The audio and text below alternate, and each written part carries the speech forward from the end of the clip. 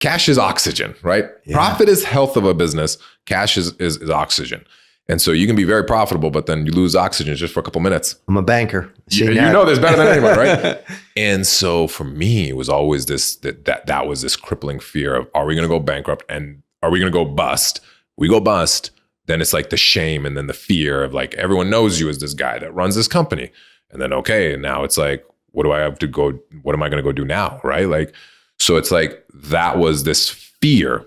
I don't know why, but just constantly looming in the back of my head. I think it was around when I was 28, I started working with a life coach, and he was able to help me see and understand, like, why are you constantly waiting for the other shoe to drop?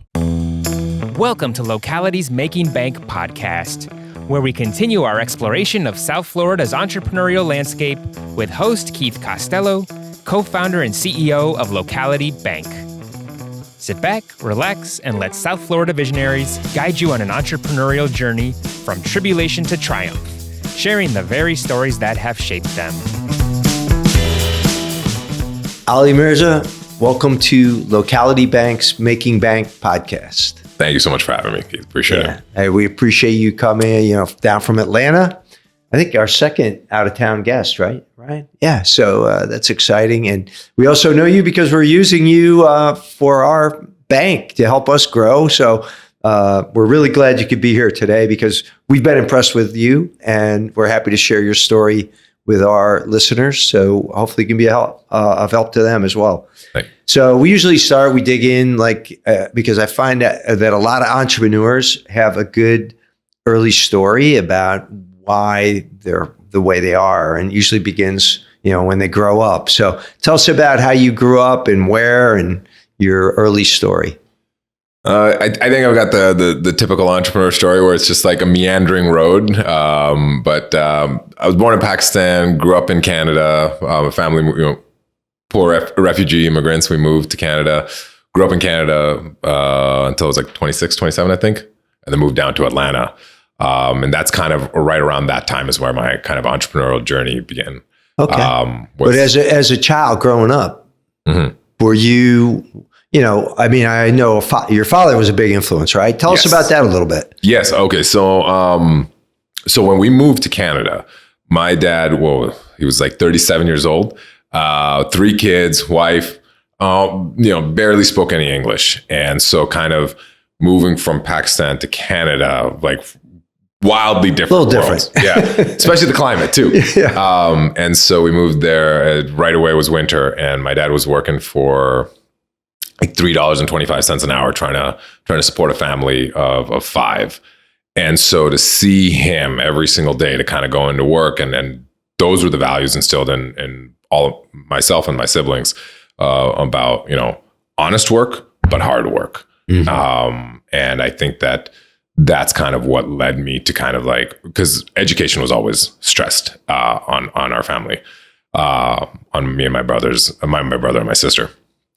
And so that's kind of where we were it wasn't a question of, do you want to go to college or university after high school? It was expected. Yeah. And so, going to school, but then somewhere along the line, as typical entrepreneurs, the journey kind of derailed, because I never ended up actually finishing my degree because I started working full time. I was the guy that would go door to door selling life insurance. Yeah. So tell us about that, because I think about sales and, the hardest selling that there is probably is going door to door and selling anything. Correct. Even, you don't see it much now, but 20 years ago, it was very, very hard to do that. Yes. Oh no, it was, what's great is it taught me a lot of important lessons, because during training, they would take you out in the field and you'd be with your manager, and your manager basically did everything for you. And so it was like 3 weeks of that. And so after the 3 weeks, they cut you loose and say, go, have fun. And you're all excited and hot and bothered. And so get out there in the real world on your own, start knocking on doors. And then the reality hits, because now your training wheels are off. You don't have someone who's proficient in actually getting inside of a house. And I couldn't get into a single house. And it's like when that was when like I felt the weight of the world on me is the first day is knocking on doors, but by myself. But eventually you kind of start to persevere and you climatize to the difficulty of what it actually is. I think a lot of people say, oh, it just gets easier over time. I don't think anything actually gets easier over time. Yeah, you get better at certain things, but the difficulty level still remains the same. It's just the impact on you that changes. So I think your proficiency increases, but I think more importantly, you climatize to the difficulty. I think that most people don't climatize when they quit. Yeah. So is that climatizing? Is that part? Is there an attitude that goes along with that? One that is because there's a lot of people who go out and knock on doors for one day and quit. Mm-hmm. Right. So. Oh yeah, I saw that. Right. You probably thought about it if you're being honest. Oh, 100%. No, the first day after I did it by myself, I literally sat in my car and I was literally brought to tears because like you think where you're going to go, right? You were told about all this money you can make, but then once reality sets in and you have accomplished nothing, you know, that's when you kind of like really have to, you know, have that gut check. And it's like, I'm just sitting there, I'm like, I'm a failure. That was a conversation I had to have with myself is like convincing myself I'm a failure because of my results. And then I had to be like, wait. No, what kind of conversation am I having with myself here? Yeah. It was a really humbling experience. Absolutely. And I'm sure you learned like some valuable lessons doing that you would, you know, going through that process, you learn how to deal with all kinds of people and how to handle all kinds of objections, all kinds of emotional responses, and that helped you today. Yes, on many facets, right? So like, you know, there's the obvious tactical ones, right? Of just executing the sale and executing, you know, my role. Because I had to knock on someone's door. So I knocked on your door. You had no clue who I was, weren't expecting me. Right. They sell my way into your house. You don't exactly look like the normal Canadian. No, no. I'll take that as a compliment. Meant as a compliment. Thank you. So I had to get into your house, and then across about 2 hours, I had to build a rapport with you and convince you to give me your social, give me your checking account information, and you know all of your medical information, and then you never saw me again after that. Wow. Right, and so. To be able to do that, one, yes, there's a tactical component of it, but then there's this just general social awareness that you need to have and understanding how to connect with people and understand what it is that they want. And while, yes, that helps you in selling life insurance and helps you sell anything, I think the other thing that it really teaches you is just how to be, I don't want this to be misinterpreted, but just a better human, right? I think that, you know, there's that, you know, the human experience of everything that we do on a day-to-day basis, you know, socially, as social creatures, you just get to navigate things at a different way because the level at which information's coming at you when you're sitting across the table from somebody like that, and the stakes being so high, because we always said there was no such thing as a be back, right? Like, so when someone's like, okay, let me think about it and, you know, come back tomorrow. I noticed that in our video calls. Yeah. Maybe. It got us here. So, but what I'm saying though is like, you understand, you know, how to navigate a conversation with somebody, even past just a sale, right? What is their comfort level? When do they want to be challenged? How can you actually be a good person and a contributor to their life, rather than just someone who's just going to extract or get what you need, right? And that's like the weird, you know, thing that we had to weigh all the time is because we're 100% commission. So like I can invest 2 hours with you and, but you know, the program that I have to offer is not the right program for you, is not the right insurance policy for you. But human nature being what it is, I mean, it's very difficult to not be self-serving and just, if you're saying yes, you want to buy it, but I know better and I know that you shouldn't be buying this, but I've already invested 2 hours of my time and I've got no other sales lined up. Well, that's a very difficult situation to be like, hey, Keith, actually, I think that there's something else that you should buy. Yeah. Right. And then being, you know, I started when I was 21. Being 21 and having that much money on the table, you have a tendency to make some bad decisions. And the reality is what people won't tell you. It's only after those bad decisions do you realize I really shouldn't have done that. And then that is growing up. Anyone can not know a bad decision to make and accidentally make the right one because that was the only decision in front of them. It's only after you've made bad decisions in your life where you're like, now you get a choice. Do I want to continue to be that person? Do I want to continue to do that or not? And I think that was what one of the things that selling insurance taught me is that there's a million ways to make money. But at the end of the day, when you lay your head on the pillow and go to sleep, it's like you really want to be comfortable with the decisions you made during the day. I think that was kind of one of the biggest things that taught me, more so than just sales or anything. Yeah, no, that's so true. Being able to, as you say, put your head down and have a good conscience about actually helping people, doing the right thing, and not questioning yourself about. And that comes through genuinely. And I think what we've learned just talking with you initially about the process that you use is, using those communication skills really to open up that prospect to find out what is it that they really need, and help to be able to deliver that. And that's just learning good communication skills, really. Mm-hmm. No, I 100% agree because, everyone talks, I can give you guys some standard advice that no one would disagree with. And everyone's already heard it before, right? Make it about the person. Everyone cares about themselves over the company and tell a story, et cetera, et cetera. The reality is, if you look at everyone's actual communication style, it's not that. There's a reason why that tired advice is constantly preached, is because the reality is no one's doing it. Everyone's talking about themselves and like, here's our company, here's what we do, this is our story. And it's like, I really don't care. I genuinely don't care. It's only after I know that you care about me that I then maybe might care about you. Yeah. That's the operative word there, is maybe. Right. They still may not. You gotta be okay with that.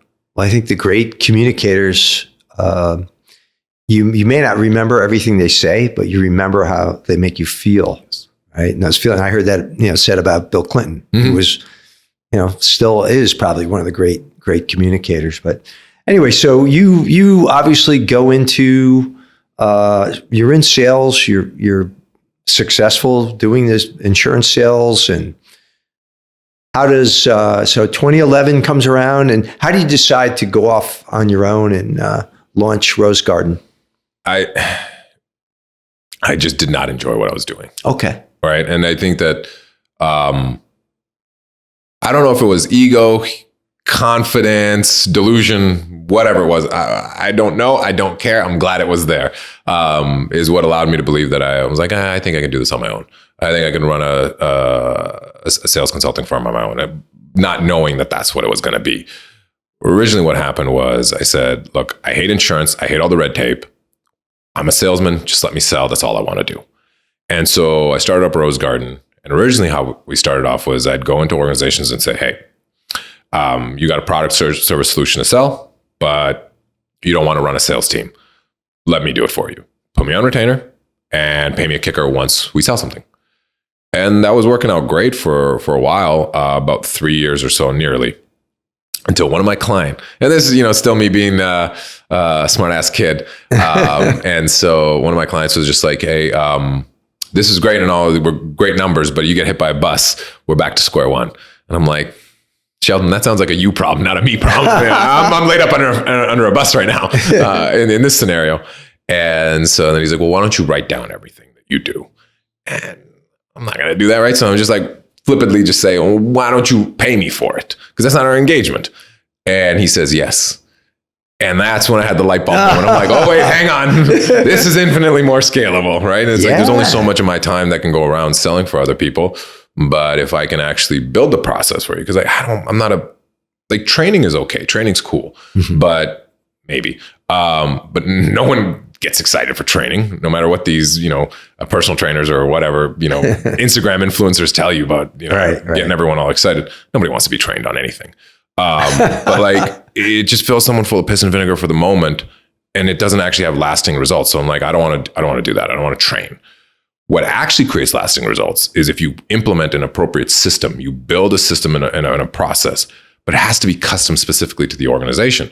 And that's what I pieced it together after the fact that that's what I believe, but innately I always kind of felt that and understood that. I just couldn't verbalize it. I didn't have that conscious awareness. So I just started writing down. I'm like, well, these were the types of clients that I would speak to in this way. And I noticed that they would drive this type of car. And I noticed, like, it was all just kind of, reverse engineering my experience. But then that's kind of where we started to really build out sales processes and systems and say, okay, these are our ideal clients. This is what makes us different. This is who we need to be targeting. This is how we need to speak to when we speak to person A versus when we speak to person B. We need to speak to them in a little bit of a different way, whether it be tonality, dialect, different words, different strategy, different position. Those are all the things that we then started to do over time. And now that's kind of brought us to where we are today. Is by no means stretch the imagination do I think our system is perfect, but it's a far cry from what it started off back when Sheldon was like, write it down for me. I was like, okay. I just went into a Google Doc and just started typing things. That's great though, because that was like, hey, I have a problem, solve it for me, which you did. But then it's like, if something happens to you, I'm screwed. Yep.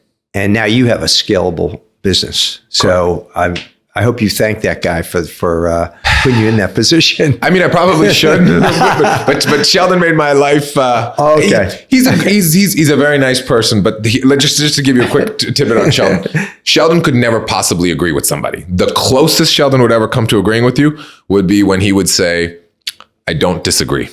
That was about as much as you could get out of Sheldon, and so he's a good person, great person, and yes, you're right. I should 100% thank him, but.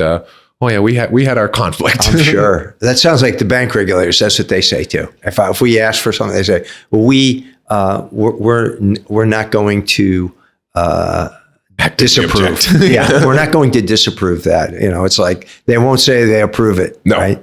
Because they don't want that responsibility, right? Sorry, are there any bank regulators listening? I doubt it. To an entrepreneur podcast, I don't think so. No, but if they are, they're great people. We love them. We love them. Yeah. So. You have really become a media, kind of guru here. With you have a podcast. You've developed this system. You've written 2 books. That's pretty impressive. How did you find the time to do all this stuff? That's a great question. How do I want to answer that? So, okay, I don't know the exact way to answer that. Steve Jobs used to have this philosophy, this quote, whatever it was. And he said, if any time that he encountered a coding problem or a challenge that none of his coders could solve, he would always give the problem to his laziest coder. And what that would do for him is the laziest person always just wants to get something off of their plate as quickly as humanly possible. So they would find some half-hearted Band-Aid solution to just like toss in there and toss it back to him. And while that didn't solve the problem long-term, that was the actual way of thinking that precipitated for his actual real proper coders to be able to see the launching point for how they should actually go about it. And to actually solve the problem. Because usually your most proficient and your best people are looking at things from a very conventional way. What is the right way to do it? And they're so fixated on that then they can't necessarily have that divergent thinking. Or what's a different way that I could potentially solve this? So I say all that to say that I'm probably that lazy coder. I'm that guy that I think that most entrepreneurs are, right? And I think so for me, I want to do all these things. I have these grand plans of all these ideas that I want to execute. But I don't actually want to sit down in the weeds and do any of this. And so I think that the more in the weeds I would get, the less I think I would be able to accomplish in a lifetime. So because of my nature, the way that I am, I was able to surround myself around other people who are far better at many things than me. So specifically, let's talk about the books. Yeah. All I did, I didn't sit down. I'm not that writer that's going to go into the cabin and sit down and focus for 2 weeks and come out with this masterpiece. Absolutely not. I just have a bunch of ideas. So I found 2 individuals who are on my team, and I'm like, they can put together a story and understand. If I give them some of the parts, they can actually piece together the narrative. And so I would just talk to them on end, and they would just take notes. And eventually, over time, they said, "Well, hang on. here's some of the themes that I'm seeing and feeling coming out. Here's kind of the straight line that I can put through it. They were the ones who were actually able to kind of really put it all together. So that's just one example with the books, but every single thing I've ever accomplished, it's not absolutely no chance that I did it on my own. It has been because of I was either lucky or smart/dumb enough to find the right people and not have the ego to think, oh, I can do that all on my own. And I think that that's one of the things that gets people, and that's why they don't accomplish as much as that I think that they could, is they try to do it all on their own. They try to have this hero mentality of throw everything on their back. Why? Just figure out what you're good at, do that, everything else, find something else, find someone else that's better at it. That is the smartest thing that, if any words that come out of my mouth that are smart, that'll probably be it. Great advice there, because. And now here's the other thing. Yeah. This is not about like delegation, right? Okay. This is, because I think a lot of people, delegation, I think, gets misunderstood. Delegating thing, it's, well, how would I do it? Now let me go and train somebody else on how to do it and all of that. But that's probably going to take equally the same amount of time. Right. And so it's like, and then that's where a lot of founders, entrepreneurs get stuck, is they're like, well, hang on, if I have to delegate something and give something to Keith, well, I have to make sure Keith knows how to do it. Keith, here's how I would do it. Here's the process. Here's this, here's that.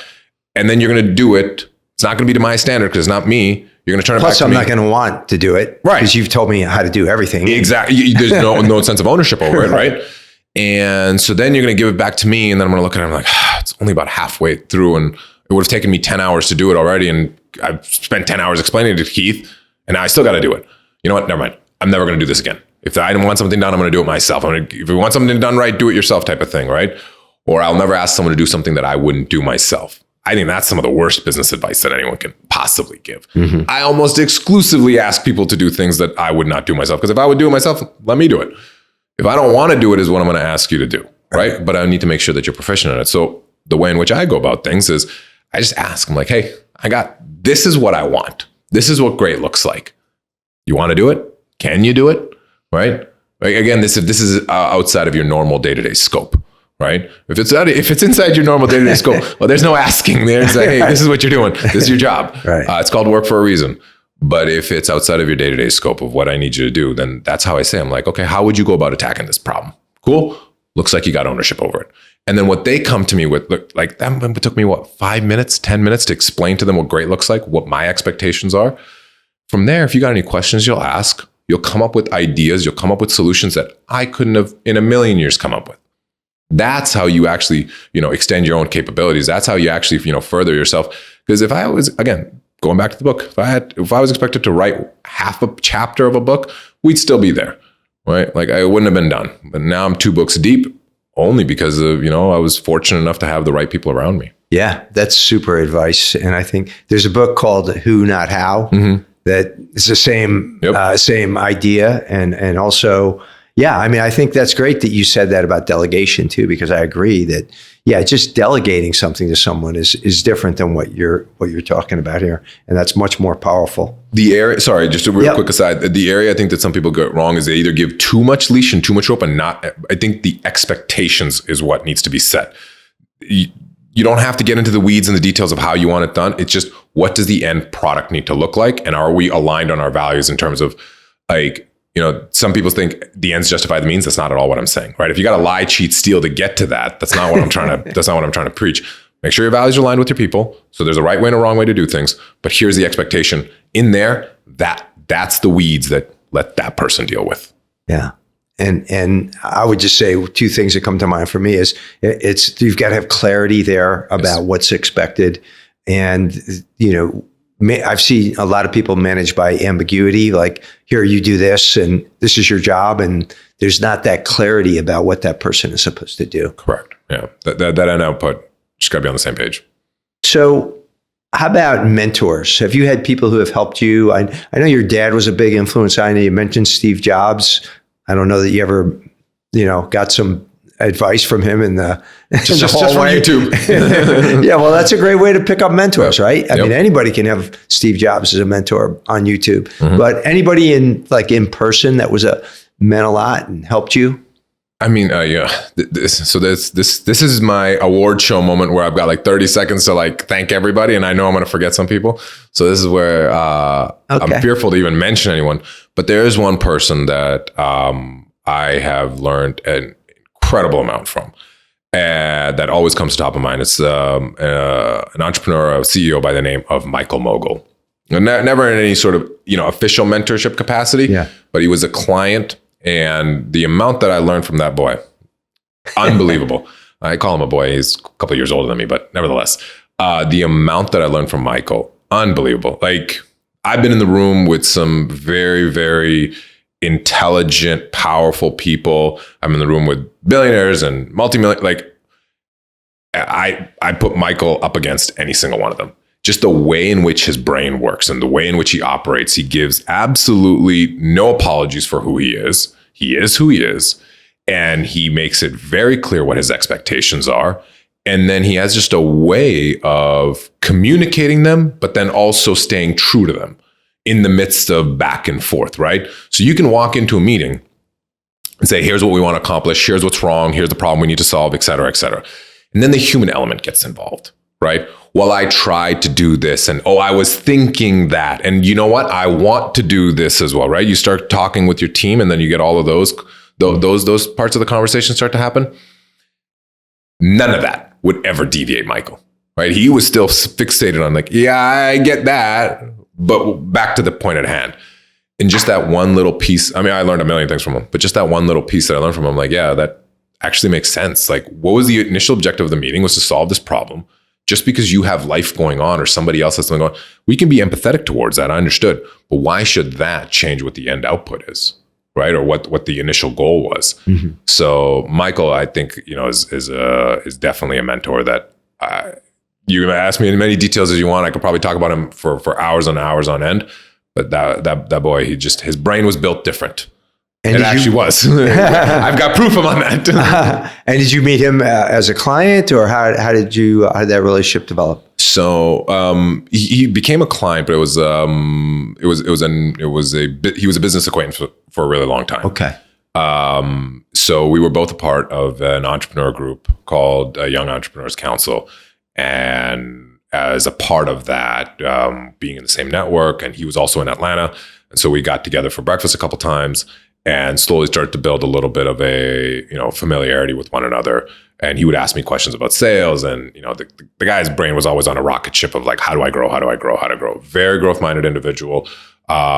Ego in the right places and no ego and also in the right places. And so he would always ask questions. And then I'm a very transparent person. You ask me any question, I just won't lie. I'll tell you exactly what it is. And there's a lot of people that are like, well, I can't tell you that. That's my secret sauce. I'm like, bro, if your secret sauce can be verbally communicated like that and then stolen, it's not that good to begin with. Yeah. So I would always just kind of just give him advice and say, no, I wouldn't do it that way. Do it this way.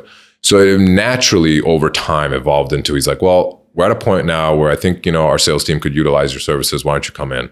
And so then we just, that's how the commercial side of our relationship began. But it started off a friendship to begin. So tell us about that Young Entrepreneurs Council. Is that the name? So there are a lot of groups out there like that. I'm in a Vistage group, which is similar. Yep. There's Young Presidents and Entrepreneurs, EO. Yep.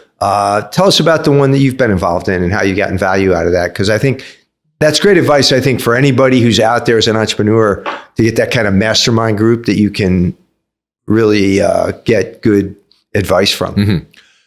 So I don't know if it's because I'm a salesman at heart or what, but I'm a sucker.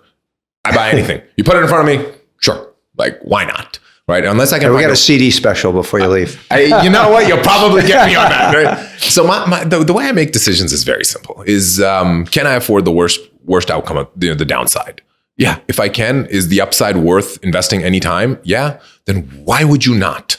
Right? That's the way I make decisions. So Young Entrepreneurs Council, like I'm a part of YEC, I'm a part of EO, and God knows a bunch more other organizations like this.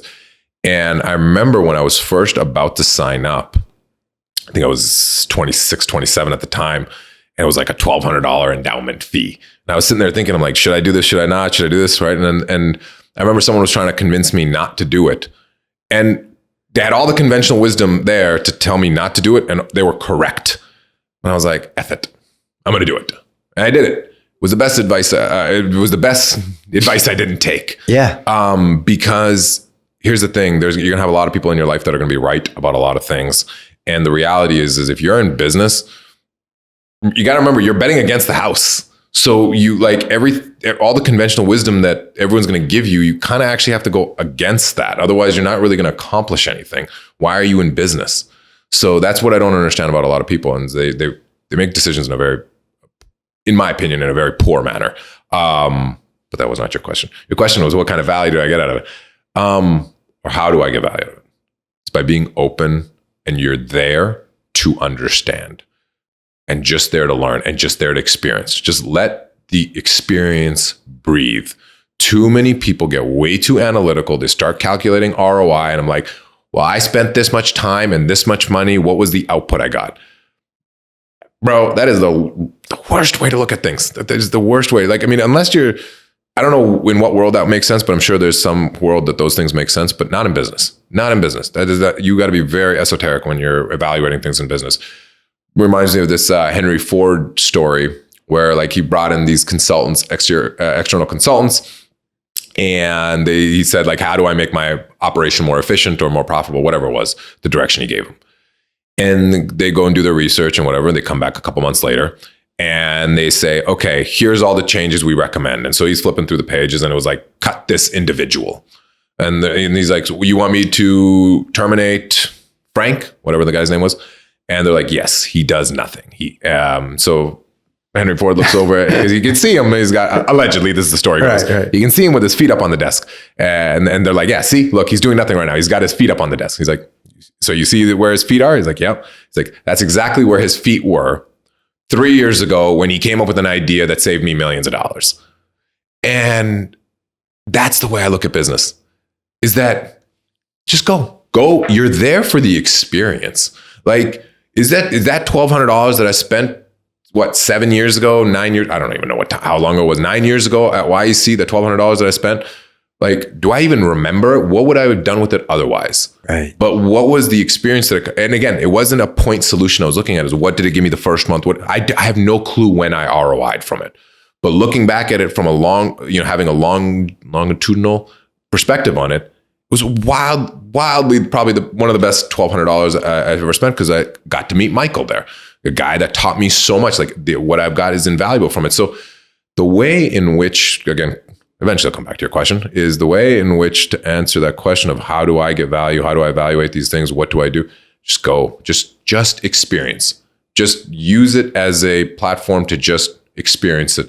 And you know what? The reality is you might not be able to directly correlate what the value is and what you should do, or like what the check boxes and checklists are that you should be, how you should be evaluating these things. But if it even subtly changes your perspective, which it naturally will, and it will be unbeknownst to you, but that in itself is the value. And sometimes the best value you can have is value you don't experience or you don't feel. And so for example, how can I prove a negative? Can't. Can you prove to me that there isn't a, yellow ghost in this room?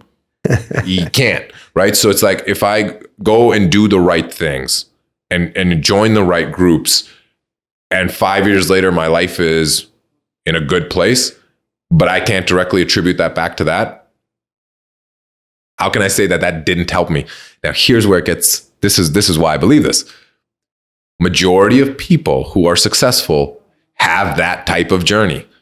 So just because you can't sit there and say this experience will give me this or gave me this, but if enough other people have gone through that same experience, I mean, there must be something to it. So I think that's the mistake a lot of people make, is they try and reduce everything down to something concrete, when the reality is most things cannot be done. Most truly beneficial things cannot be done that way. Like try and quantify what love is. Can't. It is Valentine's Day. So that's very appropriate. There you go.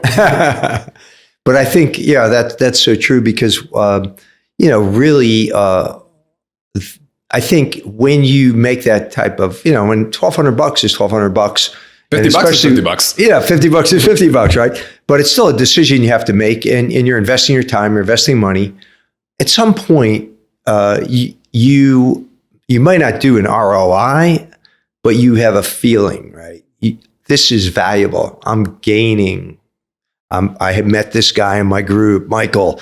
I'm learning new things. I'm getting value. Right. And I think that's, I know that has been my experience with Vistage, from the beginning. Right. I was told, go do this by somebody who had been in it and very successful person. And I'm glad I listened to them.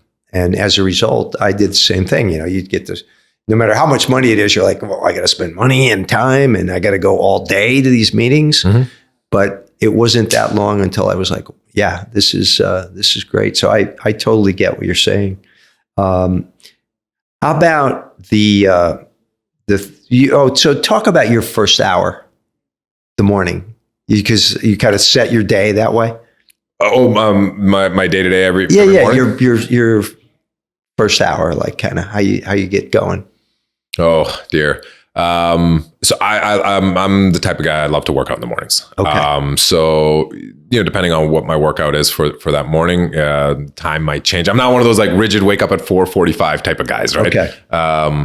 There's no need for me to be that. Right. So usually, that's what I do. I have something to prove. Oh yeah. So. Oh yeah. You're I'm that kind of guy. Got it. Okay. So I box Monday, Wednesday, Fridays, and Saturdays. Yeah. And so that's usually at 7 a.m. So I'll wake up at like maybe 6:30, get ready, go and box. So get my workout in. And then other days I do a HIIT class. So that's kind of my first hour is a workout. I think you get your body moving as the most important thing, first thing in the morning. Cause and you've seen probably people walk in and whether they walk in at 8 a.m., 9 a.m., they woke up 45 minutes ago. They're just like still like their body isn't moving. Right. So I think the most important thing is you get your body moving. So that's cool. For me, it's good. And that gets the mind going too. It gets the mind going, everything. It my voice literally sounds different. Everything. Wow. The way I think is completely different. So yeah, I start my mornings off with a workout. So you're it seems like fearless guy. Like, you knocked on doors when you're, selling things and you've done a lot. You come across like a guy who fears nothing. No, which is good. But tell us, what fears have you had and had to deal with? Because we know nobody builds a business that goes like this. Correct. It never happens. No. So tell us about something you had to work through. So for the longest... I'm asking you to get a little vulnerable now. Yeah, absolutely. So for the longest time, I had this crippling fear of going broke. It was, okay, we have this much money in our bank account. We got this much in receivables. We got this much in expenses that are coming up. Okay, how long is our runway? Sometimes it's 3 months, sometimes it's 6 months, sometimes, we've got an 18-month runway. And sometimes it's like, I better sell something tomorrow, otherwise I can't cover this bill, right? And so it's like, it's this constant up and down. And again, like your top line might be, steadily going up because I've seen enough companies where 1 year it's 1 million, another year 2 million, 3 million, but your expenses are, so it's the profitability, your free cash, right? Like cash is oxygen, right? Yeah. Profit is health of a business. Cash is oxygen. And so you can be very profitable, but then you lose oxygen just for a couple minutes. I'm a banker. You know this better than anyone, right? And so for me, it was always that was this crippling fear of, are we going to go bankrupt and are we going to go bust? We go bust, then it's like the shame and then the fear of like, everyone knows you as this guy that runs this company. And then, okay, now it's like, what am I going to go do now, right? Like, so it's like, that was this fear. I don't know why, but just constantly looming in the back of my head. I think it was around when I was 28, I started working with a life coach, and he was able to help me see and understand, like, why are you constantly waiting for the other shoe to drop? Like you're profitable, you're doing well, you're successful. Look at your books, look at your finances, everything's going well. Could they be going better? Absolutely. And are they where you want them to be? Are you where you think you should be? No. But objectively speaking, are you in a bad situation? No. And so it took a long time, probably about a year and a half, meeting with Kevin every single week on Monday, for about a year and a half, where I was slowly trained my brain to not think like that anymore and not wait for the other shoe to drop. I think a lot of that came from my childhood. The uncertainty of moving from one continent to the other continent on the other side of the world, and growing up in a situation where times were tight, right? And of course, and so growing up that way, put something in my fabric of my mentality of like, you got to work hard, otherwise you're not going to be able to cover things. So it took a really long time to train my way out of that. So I worked with Kevin for about 2.5 years. Now I've got another life coach, Chad, that I meet with every single Friday at 12 o'clock. I've been meeting with him for about 2 years. And he's a high performance coach. So it's always about getting my mind right. But it's just, I don't know if I would say that I'm fearless, but I'm always willing to try anything. And I think that comes across as fearless, but I don't know who it was that I heard say, but it's like, courage isn't being able to do something. Courage is being afraid of something, but then still doing it. Mm-hmm. And so I think that maybe it might come across as fearlessness, but half the time I'm doing things, I'm like, oh, I don't know if this is a good idea or not. I don't know if I should be doing this or not. Yeah. But and then there's other there's a cool little thing I've been doing recently is I met this woman on Instagram. I don't know how, but I met her and I was scrolling through Instagram and she had this little like pitch about brain retraining. And I was like, this sounds like a scam, but I'm in. So like, again, that's just how I make decisions. So I now been working with her for a while. Definitely not a scam. She's wonderful. Really? And and it's like, it is, bro, when I tell you, it is exhausting. Brain retraining. Yeah. So it's exhausting. So I sit there for we book these 3-hour-long sessions. It's expensive as hell. And I can never and I'm the type of guy where like, you put a dime on the table, I'm trying to figure out a way to get 15 cents. I'm that guy. I'm going to get like every nickel out of something. I have to call it quits at 2 hours, right? Because I'm like, I can't do it anymore. So like, we'll sit there. And so like the first 30 minutes is like a therapy session where she's like, what's going on in your life? What's going on? What do you want to work on? Blah, blah, blah, blah. So do that. Then she starts having me, based off of what I want, she starts having me recite very specific things. So I just repeat after her. But at the same time, while doing bilateral stimulation, this is where it gets weird. So she'll say something, I'll have to repeat it back, but then like doing something with my hands. So like one is like, so it's like you got your thumb up, you're in the okay sign, but then you have to like flip it and keep going back and forth until, and while repeating. And so what it's doing is it's stimulating different parts of your brain and retraining. And what I'm speaking is actually now like going into my unconscious. So like all the neural pathways that are built in my brain of operating in a very particular type of way, it's starting to loosen those up as I'm going with these bilateral stimulation. And then as I'm speaking, it's now almost brainwashing a new pattern and a new way of thinking into my brain. Wow. And so like, again, like I said, like after about 2 hours, I'm like, all right, that's it. So it's like that. I go to therapy. It's just, you have to constantly work on yourself and just keep pushing yourself. And, maybe it comes across as fearlessness, but I'll tell you, I'm scared. Well, that's interesting because I heard somebody say, I forget who it was, that all successful people, really driven people, are an anxiety disorder programmed for productivity. I completely believe that. And when you think about it, I mean, a lot, because the reason I asked about everybody's childhood too is it's similar. Like it's a fear of not having money. It's most people crave safety, right? And so it's almost like, I want to feel safe. And I didn't feel safe as a child. And, we had a loving home or we had whatever, but it was always that, like, there wasn't enough money, right? And seeing our parents work so hard and having to do all these things. So that's why I always drill into that at the beginning, because I think it's a common story, really. So this has been great. Any last words of advice before we go to the lightning round? Just no. Well, what would you say? Like somebody says, "Hey, I'm going to start a business. Do you think that's a good idea?" What do you? And I know it depends on the person and everything, but just kind of, what would you say to them? I'd say it's an awful idea. Understand that it's an awful idea, and if you still want to do it, then do it. But if you think it's a great idea, that's not enough of a reason. You have to understand, because if you can get okay with something being a bad idea and still being like, I'm going to do it, because that's what it's going to be. Because it's not until once you get in there, right? Because it's the expression where it's like, A students work for C students type of thing, right?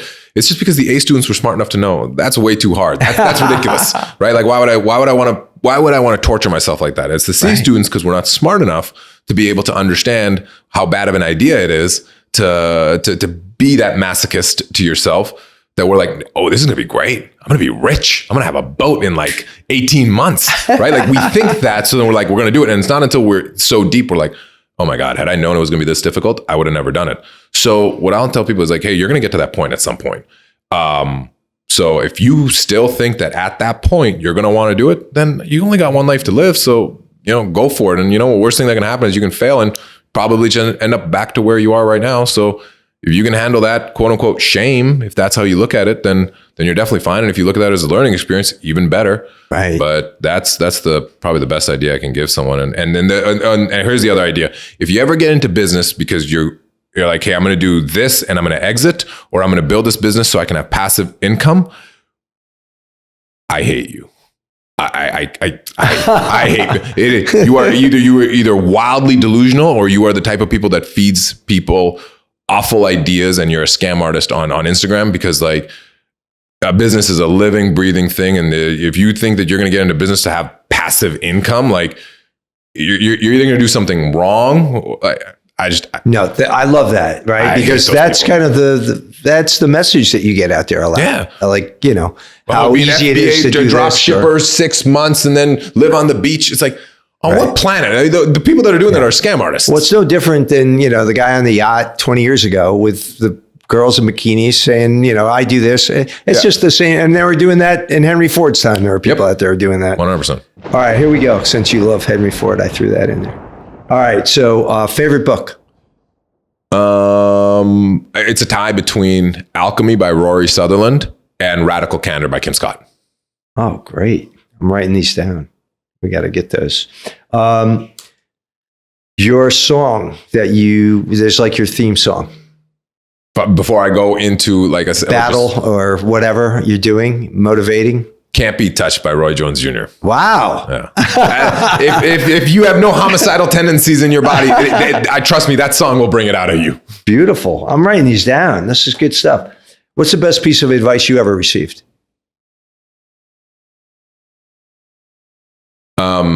Two. One is you don't have to like somebody to learn from them.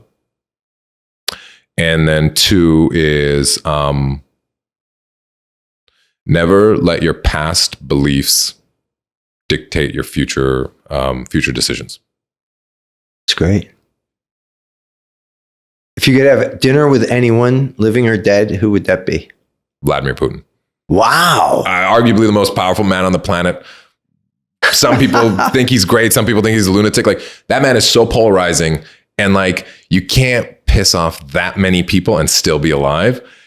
He's got, love him, hate him. I know very little about him. I wouldn't say I hate him. I definitely don't think I love him, but that amount of power inside of one man, bro, if you don't want to sit down and talk to him, I don't know. Kind of incredible. I bet he's got some good stories. Oh, for sure he does. The guy's a lunatic. What about AI? Is it a threat or is it a benefit? No, it's the next internet, right? Like there's going to be a lot of people that are going to be wiped out, but like, okay, that happens like every 40 years. So like, big deal.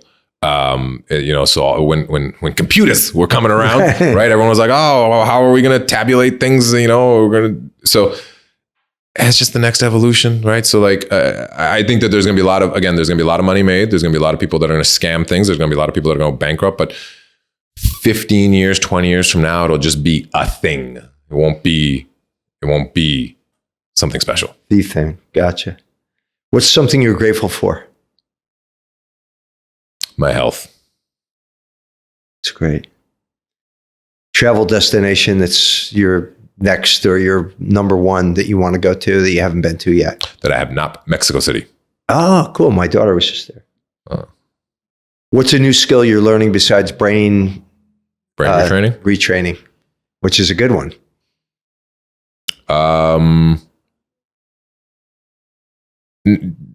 Not fully like business related, but yoga. I've really gotten into yoga a lot. I got a really bad back, so I started doing a lot of yoga. And it's, and I think that every entrepreneur should do yoga at least 2 or 3 times a week, because it's just like that. Because I do hot yoga. You're in that room. You can't have access to your phone. You can't do anything. Because like even when I'm boxing, like I've got my phone over there, and I'm still like sometimes looking over my corner. I can't bring my phone in there. I can't like that's literally the only time I'm without my phone. Even when I'm in the shower, like I've always can see my phone. Yeah. So that's so that gives me that separation, and then it forces you to just be there, right? And they got all these like little cool. Some people think are hokey little mantras of like be on the 4 corners of your mat or be present here, and all these like very. I am obviously the exact opposite of anything that is yoga. So like to have that, I think it really calms me down. Yeah, good for the head. Definitely good for the body. So you already mentioned boxing is you like doing. You told us about your workout. Do you have a favorite, series on Netflix or movie or podcast or anything that jumps out? Like I really like this that you could tell us about. Okay, so I'll tell you the outside of this podcast, of course, right? I mean, the second best podcast on the planet, I would say, would be Shane Parrish's Love that. Barnum Street, the Knowledge Project. I think if you're subscribed to his newsletter, and I think he is arguably one of the smartest people out there. It's incredible. The guests he brings on, he's an excellent interviewer. The amount of information he's able to extract from them, and then the depth at which it goes. Yeah, it is, and how practical it is. Right, it's not just this wildly esoteric. It's not just entertaining. You have to have an interest in it to be entertained by it. But I just think his ability. He's also got this. I don't know, this course. I guess it's called Decision by Design. It's just like. Once you start going through it, you just start to realize, and I say this with all due respect, but it's probably the most disrespectful comment, like how inept people are. Just like how wildly incompetent people are. And just the way he breaks things down in the most simplest way. It's like, yeah, I see this all the time. Yeah, actually, that makes sense. That makes sense that makes no sense. But yet it's socially acceptable. Like, okay. And it just, this just helped me have a different perspective. That's great. No, I love that one too. It's really a lot about decision making. Yes. How to make good decisions. And that's a great thing to learn. How can people get in touch with you? Because not only did people learn a lot about you today and your business from an entrepreneurial standpoint, but you do sales training. And how can people utilize Rose Garden? I think if you've got a sales team and you want to get the most out of them, you want to rebuild your system and structure, you feel like things aren't correct, then, there's probably some advice that I could hopefully impart upon you. So best place to reach out to us would be on our website, rosegardenconsulting.com. Okay. And you have a podcast. What's the name of your podcast? For the Close. For the Close. I did actually go on Spotify today, and I'm going to start listening to that. So I can always use some help closing. Anything I can do to help. The current consultant you have, that guy. All right. Well, hey, Ali, thanks for being here. You're a great guest. Thank you, brother. All right. Appreciate it. Thanks for tuning in to Locality's Making Bank podcast. Be sure to subscribe on your favorite podcast platform to catch the latest episodes, and visit localitybank.com today to learn more about all the benefits of banking local.